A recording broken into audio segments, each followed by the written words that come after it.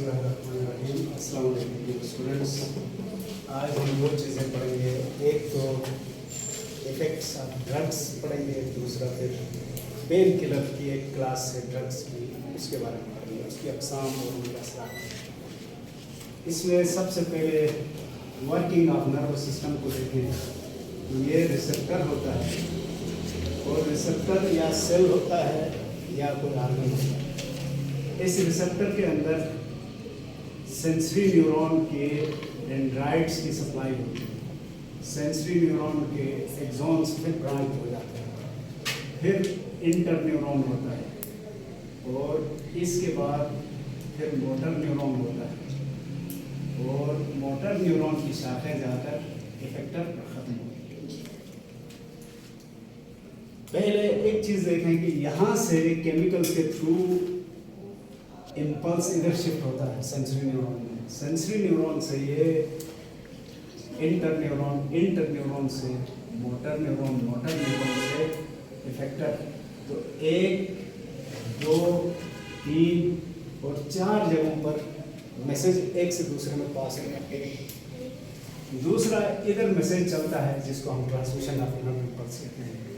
यहाँ ये साइनेप्स हैं, ये नर्वस सिस्टम के फंक्शन करने का अंदाज है। एक बात ये याद रखना। दूसरा, ब्रेन के अंदर एक लफ्ज़ तो इस्तेमाल हुआ है जो जचता नहीं है। यहाँ पेन रिसेप्टर्स का जिक्र हुआ है। रिसेप्टर तो बाहर होते हैं लेकिन यहाँ भी रिसेप्टर्स हो सकते हैं। पेन रिसेप्टर या आप उनको अगर हम कहें पेन सेंटर्स तो ये ज़्यादा बेहतर है, जहाँ पेन को फील किया जाता है। फीलिंग का दारोमदार या सेंसरी न्यूरॉन पर है। अब इसमें दो चीज़ें डिस्कस करनी है। एक effects of drugs. Effects of drugs हम पहले पढ़ चुके थे। ड्रग कहते किसे थे? जो बॉडी की जो करंट कंडीशन है उसको चेंज करते हैं। अगर उसमें एबनॉर्मलिटी है तो उसको नॉर्मल करते हैं, नॉर्मल है तो एबनॉर्मल करते हैं, यानी अल्टर करना इनका काम है। तो सबसे पहले इनका असर ही ये होगा कि यहाँ से जो सिलसिला चल रहा है नर्वस सिस्टम का या नर्व इम्पल्स का, उसको ये इंटरफेयर करना। इंटरफेयर करने से ब्रेन का फंक्शन मुतासिर होता है। ब्रेन का फंक्शन क्या है? बॉडी को कंट्रोल भी करना है और मुख्तलिफ सिस्टम्स में कोऑर्डिनेशन भी कायम करना है। तो ब्रेन खुद को पता नहीं चलेगा तो दूसरों पर क्या कंट्रोल करेगा या कोऑर्डिनेशन कैसे कायम करेगा, ओवरऑल बॉडी मुतासिर होता है। यहाँ पर ये ड्रग्स फिर मेडिसिनल भी थे और नारकोटिक्स भी थे, और मेडिसिनल पर्पस के तहत इनको जब इस्तेमाल किया जाता है तो ये बाज़ औक़ात वक्ती तौर पर बॉडी को आराम मिलता है, लेकिन इनमें से बहुत सारे ऐसे होते हैं जिसके हम आदी हो जाते हैं। तो उस आदी होने को कहते हैं एडिक्शन। यानी बहुत सारे ड्रग्स का इस्तेमाल खतरनाक इसलिए बन जाता है कि इंसान इन पर डिपेंडेंट हो जाता है। डिपेंडेंट होने के बाद अब ब्रेन नॉर्मल तरीके से फंक्शन नहीं कर सकता। जब तक ये ड्रग्स आते रहेंगे ब्रेन काम करता रहेगा। दूसरा इनका एक और इफेक्ट था ड्रग टॉलरेंस। और टॉलरेंस में क्या हो रहा था कि हमें एक ड्रग यूज़ करने से जो इफेक्ट मिल रहा था वो वक्त गुजरने के साथ साथ ड्रग की क्वांटिटी जब तक नहीं बढ़ाएं वो इफेक्ट हमें नहीं मिलता। यानी एक तो आप आदी हो गए, दूसरे मरहले पर आप ज़्यादा मिकदार लेने पर मजबूर हो गए। ये ड्रग टॉलरेंस है। और ये ड्रग्स ब्रेन के किस हिस्से पर एक्ट करते हैं तो इसमें आइडेंटिफाई किया गया है कि एक तो कहलाता है ब्रेन स्टेम। ब्रेन स्टेम से मुराद ये पूरा जो मेन ब्रेन का पार्ट है वो पूरा शामिल है। दूसरा, इसका सेरेब्रम मुतासिर होता है।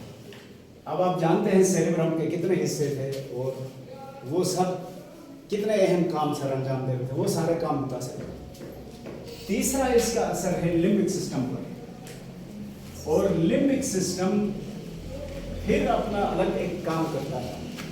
मेमोरी भी इधर थी और हार्ट रेट ये वो सब इसमें शामिल था, और ड्राइव्स, जज्बात, एहसास ये सारे। तो इनकी वजह से आदमी चिड़चिड़ा भी हो सकता है, यूफोरिया भी हो सकता है, हेलुसिनेशन भी हो सकती है, बहुत सारी। तीसरा जो काम हमने डिस्कस करना है ड्रग के इफेक्ट का, इनमें से ड्रग की दो बड़ी अकसाम हो।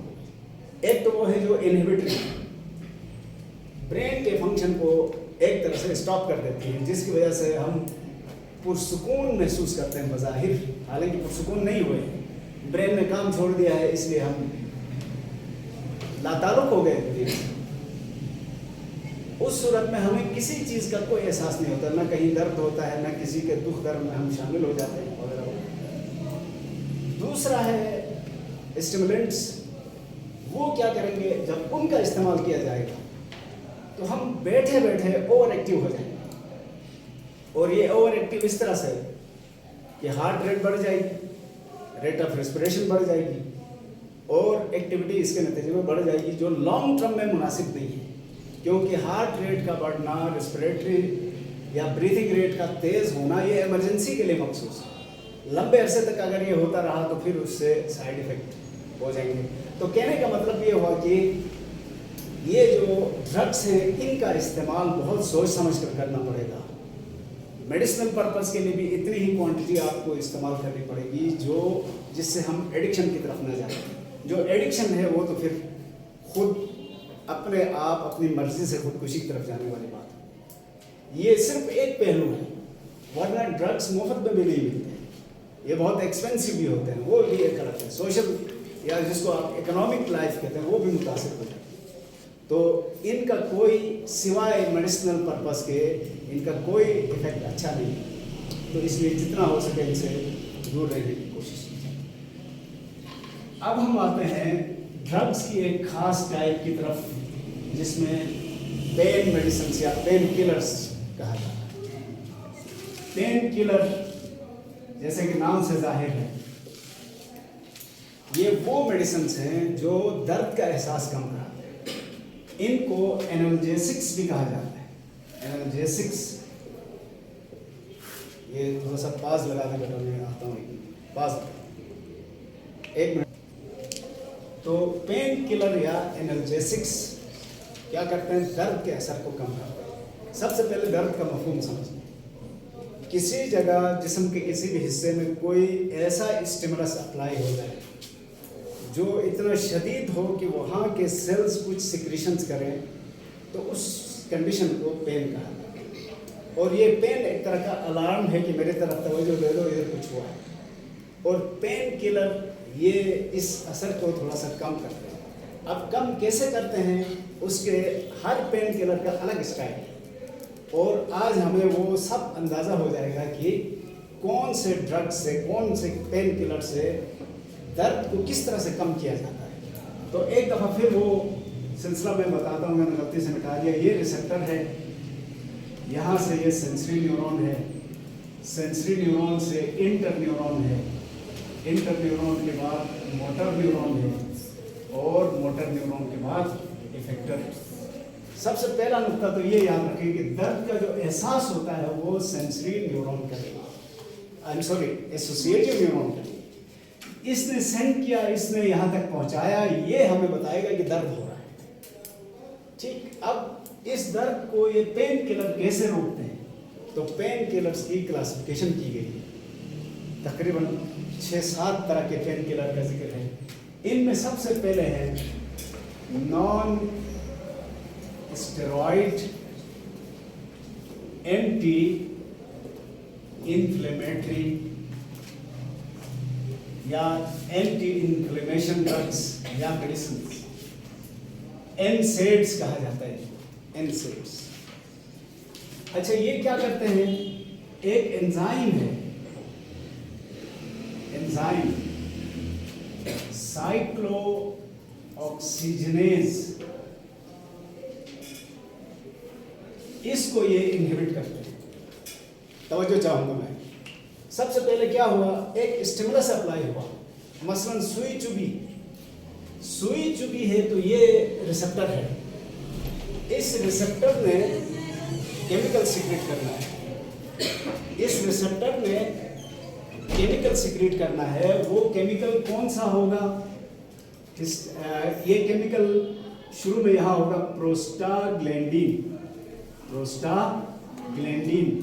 ये प्रोस्टाग्लैंडिन एक तरह से समझो थ्रेशोल्ड स्टिमुलस के तौर पर अप्लाई होगा, तो यहाँ से मैसेज आएगा इधर और ये इस दर्द को महसूस करेगा। लेकिन प्रोस्टाग्लैंडिन की प्रोडक्शन में साइक्लोऑक्सीजनेज का किरदार है।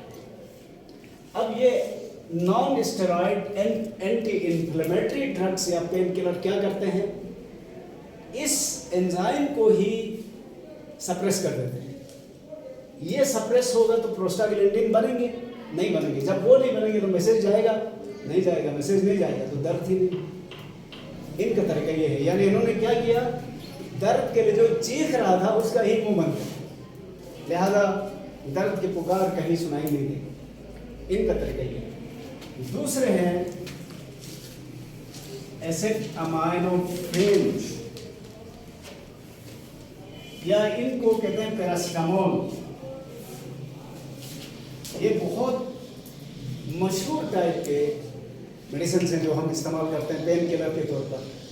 पाकिस्तान में तो ये मेडिकल स्टोर के अलावा परचून की दुकानों में मिल जाता है। ये सबसे कॉमनली इस्तेमाल होने वाला। ये क्या करते हैं, यहाँ जो ब्रेन के अंदर जो रिसेप्टर्स हैं, पेन रिसेप्टर्स, उनको इनहिबिट करते हैं। इसका मतलब मैसेज यहाँ से तो भेजा गया है, लेकिन इन तक पहुँचने से पहले इनको ब्लॉक कर दिया। इनको ब्लॉक होने की वजह से फिर एसोसिएटिव न्यूरॉन तक बात नहीं पहुंचेगी, तो जिसने महसूस करना था उस तक बात पहुंची नहीं, तो एहसास ही नहीं हुआ दर्द का। ये आमतौर पर दर्द इस तरह से काम करता है। तीसरा है ओपियोइड्स। ओपियोइड्स इनको इसलिए कहा जाता है कि ये ओपियम या अफ्यूम जिसको कहते हैं उस पौधे से ड्राइव है। ये सबसे स्ट्रॉन्ग पेन किलर्स या एनाल्जेसिक्स हैं। इसमें हेरोइन भी शामिल है और हेरोइन जैसे एक लंबी लिस्ट है ओपियोइड्स। ये क्या करेंगे, जब इनका इस्तेमाल किया जाएगा तो ये इधर से सेंसरी न्यूरॉन तक मैसेज पहुंचने देंगे। सेंसरी और इसके बीच में ये रुकावट बनेगी। एक तरह से जो न्यूरोट्रांसमीटर इधर शिफ्ट हो रहे थे उनको ये रोकेंगे। जब इस तरह रोकेंगे तो फिर इस तक मैसेज नहीं पहुंचा और इस तरह से हमें दर्द का एहसास नहीं हुआ। या ये स्ट्रॉन्गेस्ट जो पेन्स हैं उनको रोकने के लिए इस्तेमाल होता है। जैसे ऑपरेशंस हैं, कोई ऑर्गन कट गया है, हादसात में होता है ना, तो ये सबसे मजबूत या सबसे स्ट्रॉन्ग और सबसे जल्दी एडिक्शन का शिकार होने के लिए ये इस्तेमाल होता है। उसके बाद है लोकल एनेस्थेटिक्स। लोकल एनेस्थेटिक्स जैसे कि नाम से जाहिर है, जब कहीं कोई छोटा मोटा ऑपरेशन होता है तो एनेस्थेसिया लगाया जाता है, बेहोशी। ये लोकल एनेस्थेटिक क्या है, एक छोटे ऑपरेशन के लिए मसलन दांत निकालना किसी का, तो दांत में ही एक इंजेक्शन लगाया जाता है तो दांत का एरिया सुन्न हो जाता है। सुन्न होने की वजह से दांत निकालो, काटो पीटो, कोई दर्द नहीं होता। इसी तरह आंख में कोई मसला है तो इधर एक तो जनरल एनेस्थेसिया है ना, पूरे जिस्म को बेहोश करना, वो बड़े ऑपरेशन के लिए होता है। तो ये छोटे मोटे ऑपरेशन के लिए क्या किया जाता है, ये क्या करते हैं, कैसे पेन किलर करते हैं। ये जो न्यूरॉन में हमने बताया था नर्व इम्पल्स चलती है, तो सोडियम गेट्स थे, याद आया कुछ? इन सोडियम गेट्स को बंद करते हैं। सोडियम गेट्स बंद होने की वजह से क्या होगा, ट्रांसमिशन ऑफ नर्व इम्पल्स नहीं, पैगाम फिर नहीं पहुंचा। पैगाम नहीं पहुंचेगा तो फिर दर्द का एहसास नहीं होगा। ठीक हो गया ना। इस तरह से ये भी पेन किलर समझे जाते हैं। उसके बाद है एंटी डिप्रेसेंट या एंटी कन्वल्सिव्स। ये क्या करेंगे, ये भी न्यूरोट्रांसमीटर्स के जो पासेज थी, इनहिबिटरी न्यूरोट्रांसमीटर है। पहले जो ओपियोइड्स थे उन्होंने तो क्या किया, रिप्लेस किया था किसी के बदले, ये चले गए थे। ये क्या करेंगे, जो नेचुरल न्यूरोट्रांसमीटर थे उनको, या दूसरे अल्फाज में हम कह सकते हैं रिसेप्टर, जो कहा था ना, पोस्ट साइनेप्टिक मेम्ब्रेन में न्यूरोट्रांसमीटर रिसेप्टर थे, उनको ब्लॉक करता है। वो जब ब्लॉक हो जाएंगे तो फिर इधर तक पैगाम नहीं पहुंचेगा, फिर पेन का एहसास नहीं रहेगा। उसके बाद है कॉर्टिकॉइड्स। कॉर्टिकोस्टेरॉइड्स।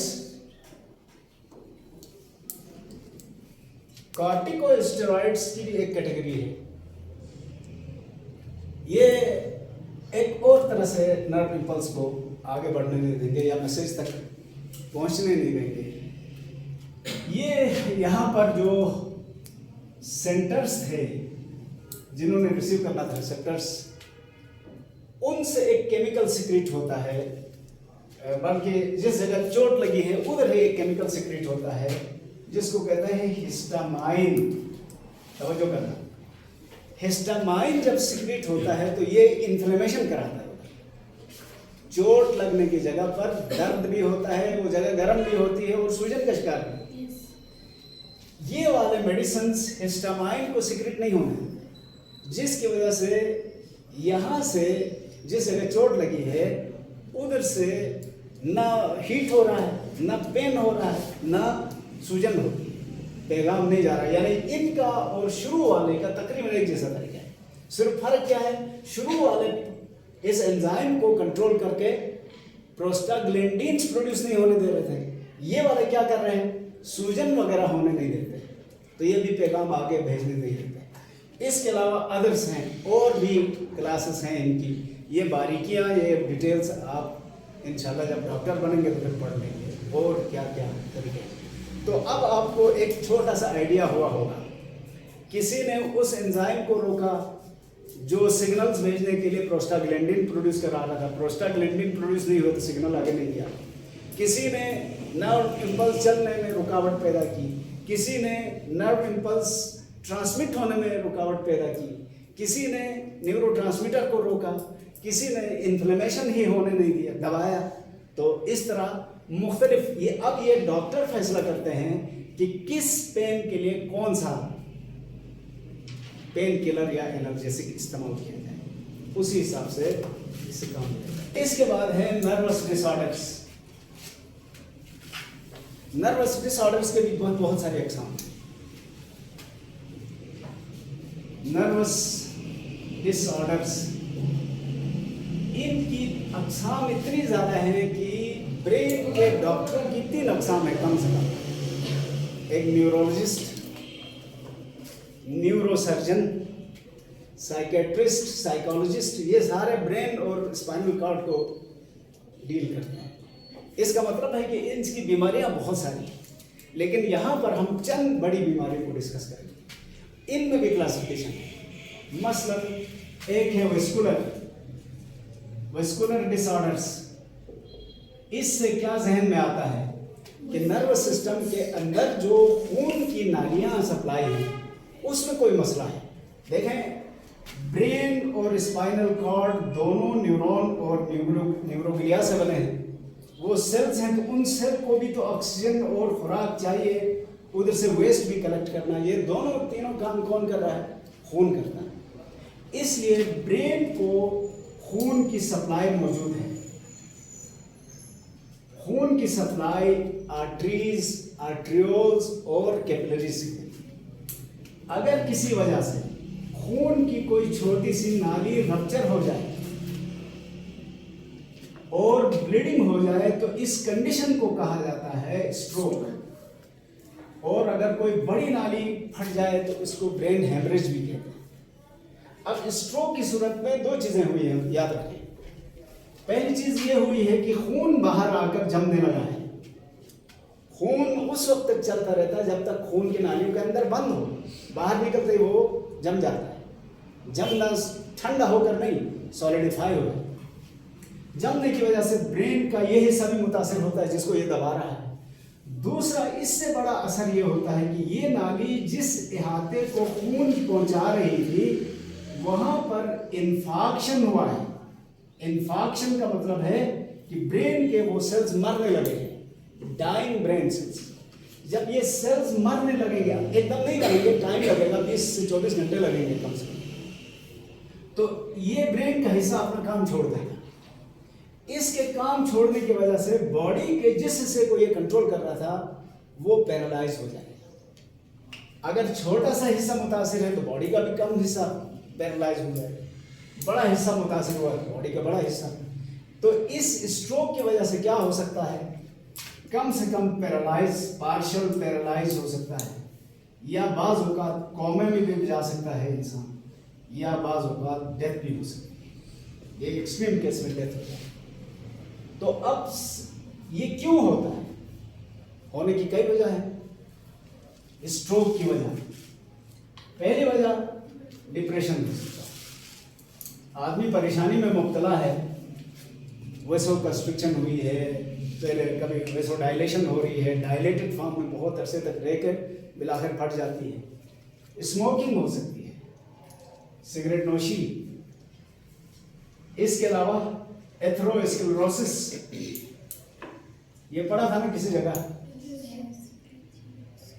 एथेरोस्क्लेरोसिस या आर्टरियोस्क्लेरोसिस थी, खून की नालियों में अंदर कोई चीज़ जम गई है, या क्लॉट बना है, या बबल बन गया है, उसकी वजह से ब्लॉक होके प्रेशर बढ़ गया है और फट गई। तो हमें क्या करना चाहिए? एक तो डिप्रेशन से अवॉइड करना चाहिए, इजी लाइफ की तरफ हमें जाना चाहिए, बहुत ज़्यादा कंपटीशन में इन्वॉल्व होकर हर चीज़ में कंपटीशन नहीं करनी चाहिए, इजी लेना चाहिए। दूसरा, नशों से अवॉइड करना चाहिए। तीसरा, अपनी खुराक में एतदाल लाना चाहिए, चर्बी वाली चीज़ें, ऑयली चीज़ें ये कम से कम इस्तेमाल करें ताकि इनसे निजात मिले। अब अगर हो गया तो क्या करें? सबसे पहले फ़ौरन डॉक्टर तक पहुंचाएं। डॉक्टर खून को पतला करने वाली मेडिसिन जैसे डिस्प्रिन, एस्प्रिन वगैरह ये देगा, ब्लड को डाइल्यूट करेंगे, अगर कोई क्लॉट व्लॉट है तो वो रिजॉल्व हो जाएगा। उसके बाद फिर प्रॉपर ऑब्जर्वेशन में रखा जाएगा मरीज़ को। तो दो चीज़ों का इंतज़ार किया जाएगा, एक ये जो खून बाहर निकला है इसको साफ़ होने का इंतज़ार। खून साफ़ कैसे होगा? जो वाइट ब्लड सेल्स हैं वो इसको डाइजेस्ट करना शुरू करेंगे, मैक्रोफेजेस। तो जो ये जो बाहर आके जम गया है खून, ये साफ़ हो जाएगा तो आसपास के टिश्यूज़ नॉर्मल हो जाएंगे। दूसरा, जो जिन टिश्यूज़ तक खून नहीं पहुंचता है उधर तक खून की बहाली की कोशिश की जाएगी। अगर ये बहाल हो गया तो फिर नॉर्मल हो जाएगा। अगर देर हो गई और ये सेल्स मर गए तो ब्रेन, बॉडी के जिस हिस्से को कंट्रोल हो किया जा रहा था इस हिस्से से, वो हिस्सा परमानेंटली फिर पैरालाइज हो गया। ये था स्ट्रोक। इन्फेक्शियस प्रॉब्लम्स भी हो सकते हैं। इन्फेक्शन किसे कहते हैं पहले ये समझते हैं। Entry of micro organisms into the body, किसी जानदार के जिस्म में माइक्रो ऑर्गेनिज्म के दाखिल होने को इन्फेक्शन कहते हैं, और मैक्रो ऑर्गेनिज्म दाखिल हो तो इन्फेस्टेशन कहते हैं। अच्छा, अब ये इन्फेक्शियस डिजीज की मिसाल है मेनिंजाइटिस। मेनिंजाइटिस क्यों कहते हैं?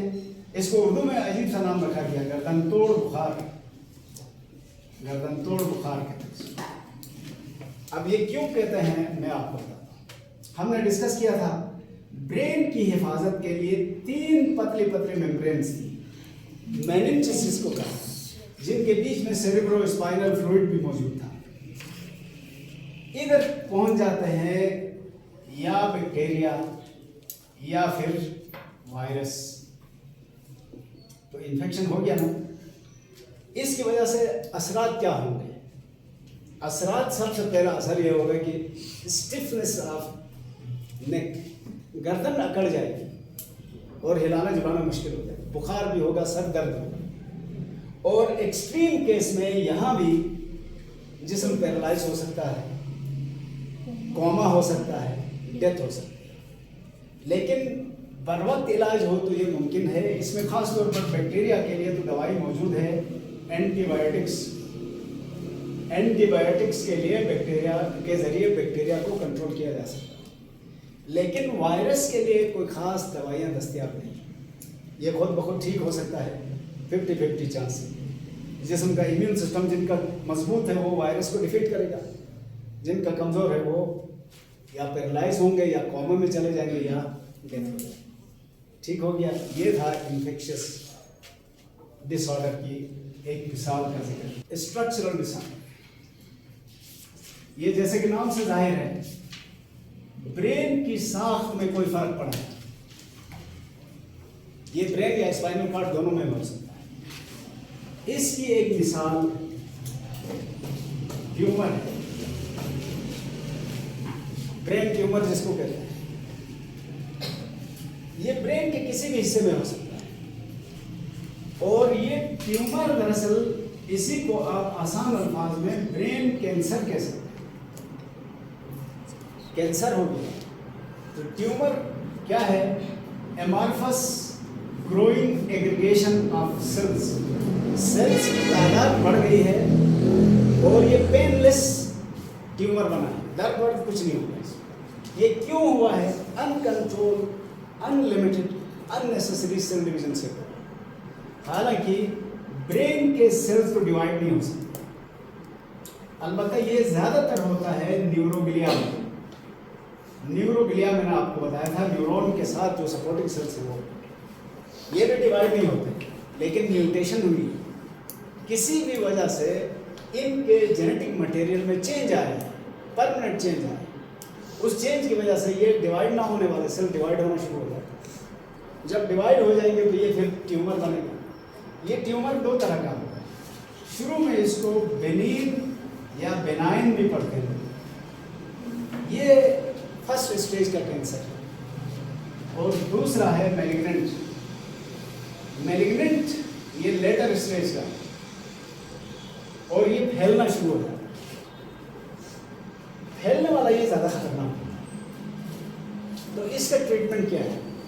इसको सर्जिकली ऑपरेट किया जाए, काटना पड़ेगा इसको। आजकल काटने के लिए लेज़र बीम का भी इस्तेमाल होता है और बहुत एहतियात की ज़रूरत होती है। अमूमन ऑपरेशन के दौरान ये फैल जाता है तो इससे मौत हो सकती है। तो ये म्यूटेशन क्यों होगी? म्यूटेशन के दो बड़े असबाब हैं। एक है अननोन रीजन की वजह से, ऑटोमेटिकली कुछ भी किसी को भी हो सकती, किसी भी मरहले पर, किसी भी एज में, उसमें तो चारा ही नहीं है। दूसरा कुछ कॉजेस हैं जिनको कार्सिनोजेंस कहते हैं। कार्सिनोजेंस या कार्सिनोमा वो बायोलॉजिकल एजेंट्स की वजह से हो सकता है, फिजिकल एजेंट्स की वजह भी हो सकता है, केमिकल एजेंट्स की वजह से। तो फिजिकल एजेंट्स में कुछ सर्टन रेडिएशंस हैं, जैसे शॉर्ट वेवलेंथ वाली, ultra violet radiations, X rays, gamma rays वगैरह, अगर कोई उनमें एक्सपोज होता है तो चांस है। केमिकल में नाइट्रस ऑक्साइड्स हैं, हेलोजेंस हैं, और जो लोग ऐसी जगह काम कर रहे हैं जहाँ ये गैसेस या ये केमिकल्स प्रोड्यूस होते हैं तो वहाँ उनके लिए खतरा है। बायोलॉजिकल में कोई वायरस, बाज़ वायरसेस जिनोम तक पहुँच के उसको डिस्टर्ब कर सकते हैं।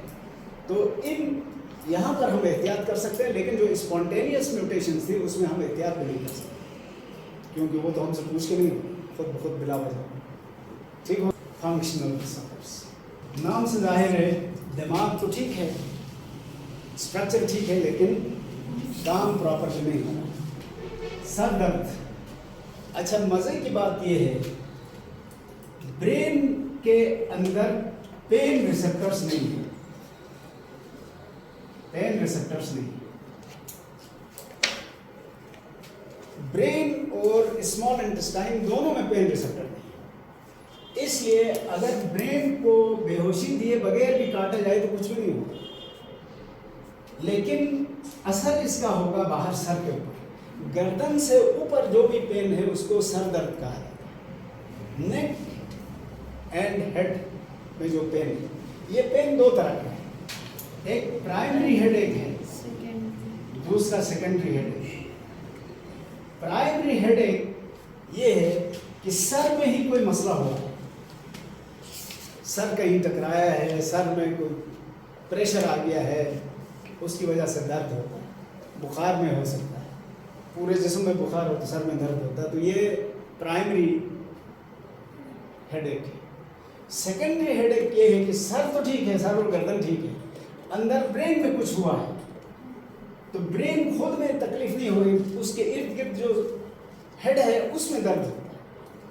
तो हेडेक का भी रीज़न मालूम किया जाएगा। ये भी अमूमन हम बहुत इजी लेते हैं, कभी कभार हो जाए तो पैरास्टामोल ये वो लेके हम ठीक हो सकते हैं, लेकिन अगर सर का दर्द लंबा हो जाए तो फिर उसको चेक कराना चाहिए, वरना जो रूट कॉज है वो पता नहीं चलता। तो इसके लिए यानी हम कह सकते हैं कि ये नॉर्मल है, कोई बड़ा इशू नहीं होता है अमूमन, तो इससे घबराना नहीं चाहिए। लेकिन अगर प्रोलॉन्ग हो जाए, लंबा हो जाए, तो फिर उसको चेक कराना जरूरी है। ठीक हो गया बेटा। अब देखें, नाम से अंदाजा करें, डिजेनरेटिव, ये जो स्ट्रक्चरल या फंक्शनल डिसऑर्डर था इससे मुख्तलिफ है। फंक्शनल में तो ब्रेन ठीक था, काम में थोड़ा सा मसला हो। अब डिजेनरेटिव का मतलब क्या है? ब्रेन के सेल्स एक तरह से डैमेज हो। इसकी मिसाल है अल्जाइमर। ये एक साइंटिस्ट के नाम पर है, एलोइस अल्जाइमर के नाम से, उसने सबसे पहले इसको डिस्कस किया था। इसकी दो वजूहात बताई जाती हैं। अमूमन ये एक खास उम्र के बाद शुरू हो जाती है बीमारी, 60 साल के बाद। लेकिन इसको कहा जाता है कि उम्र से इसका कोई ख़ास ताल्लुक नहीं है, ताल्लुक है। लेकिन दूसरा है ये जेनेटिक जो होती है उनको कंजेनाइटल कहते हैं।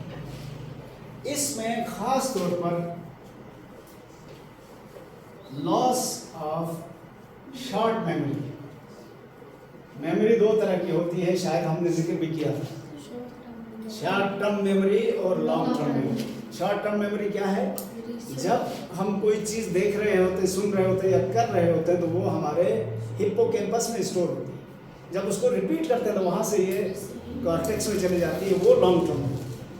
अल्जाइमर में शॉर्ट टर्म मेमोरी अमूमन स्टोर नहीं, तो बोलने की बीमारी है ये दरअसल। जो लॉन्ग टर्म मेमोरी लॉस है उसको डेमेंशिया कहते हैं। तो एलोइस अल्जाइमर ने ये मालूम किया है कि ये बीमारी आमतौर पर नस्लों में चलती है, खानदान में चलती है।